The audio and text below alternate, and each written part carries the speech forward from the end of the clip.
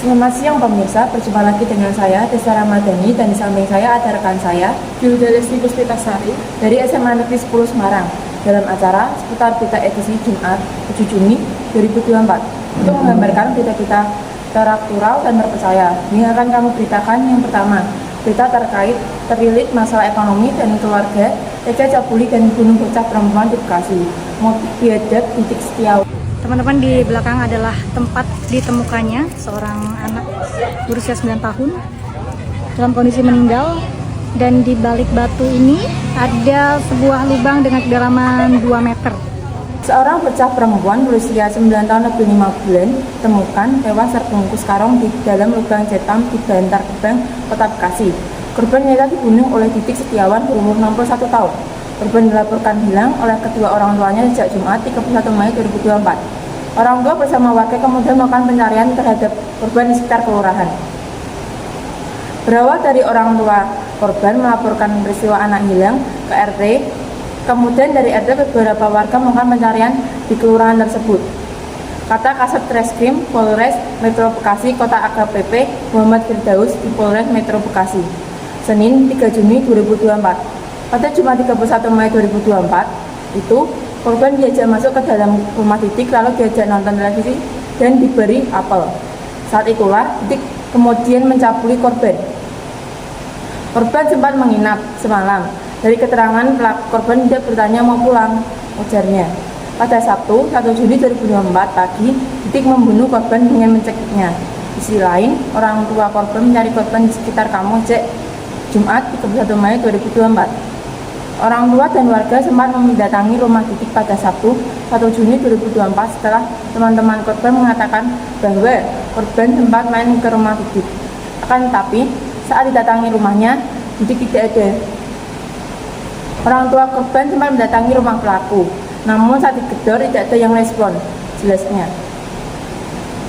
Ditetapkan jadi tersangka, polisi tetapkan Titik Setiawan berumur 61 tahun sebagai tersangka kasus pembunuhan bocah perempuan berumur 9 tahun lebih 5 bulan di Bantar Gebang, Kota Bekasi. Titik kini resmi ditahan polisi.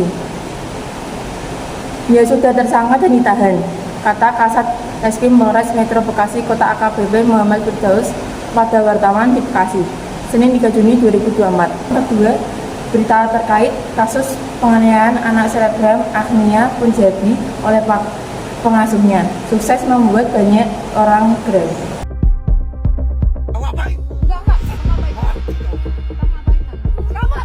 Kasus penganiayaan anak selebgram Agnia Punjabi oleh pengasuhnya sendiri sukses membuat banyak orang geram. Bagaimana tidak, anak perempuan bernama Jana tersebut sampai babak belur. Selain lebam di bagian mata, daun telinganya juga merah-merah. Hal ini membuat Agnia Punjabi langsung melaporkan kasus tersebut kepada pihak yang berwajib. Penganiayaan ini diungkap sendiri oleh Agnia Punjabi lewat ungkapan Instagramnya pada Jumat 29 Maret 2024. 1. Agnia Punjabi titipkan anak ke pengasuh.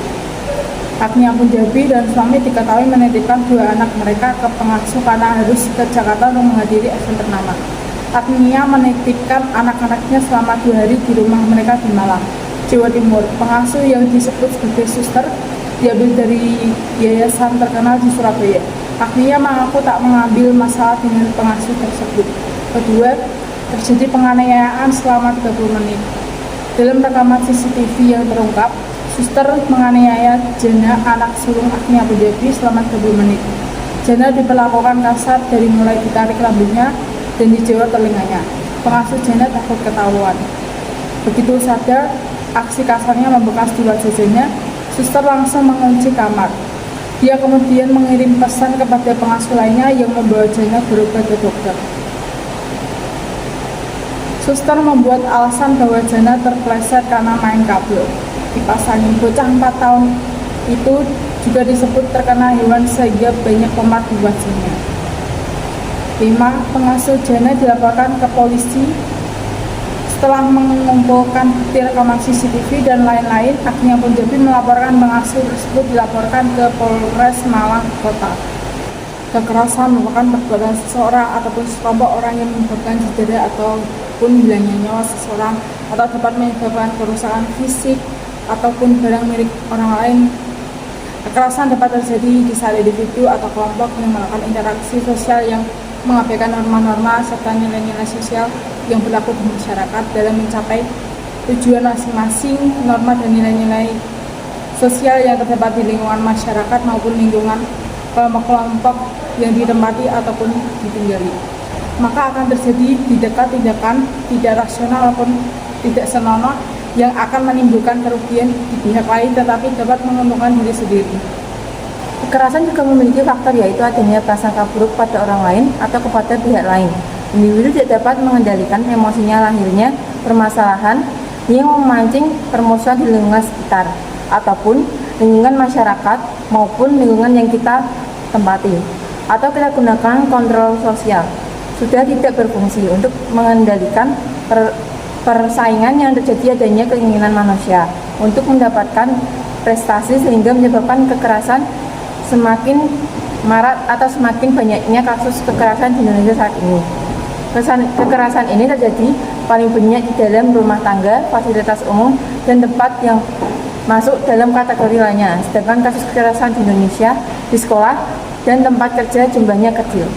Data kasus kekerasan pada tahun 2024 saat ini sebanyak 9.406, dengan kasus laki-laki sebanyak 2.055, sedangkan kasus perempuan yang paling banyak saat ini mencapai 8.196. Membahas mengenai karakteristik kekerasan, perlu dilakukan pembedaan atas kekerasan yang dilakukan individu dan kekerasan yang dilakukan oleh sekelompok orang. Yang karakteristik kekerasan oleh individu adalah kekerasan di mana seseorang melakukan perbuatan tidak membawa kelompok ataupun para geng yang akan menimbulkan kericuan serta menimbulkan bahayanya awal mula terjadinya kekerasan.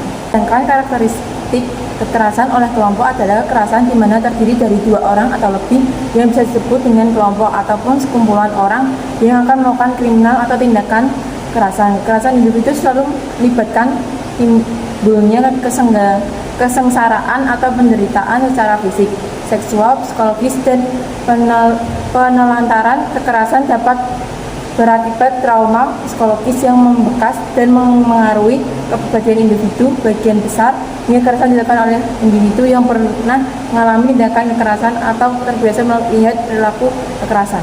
Sekian berita yang dapat kami sampaikan. Sekian, terima kasih.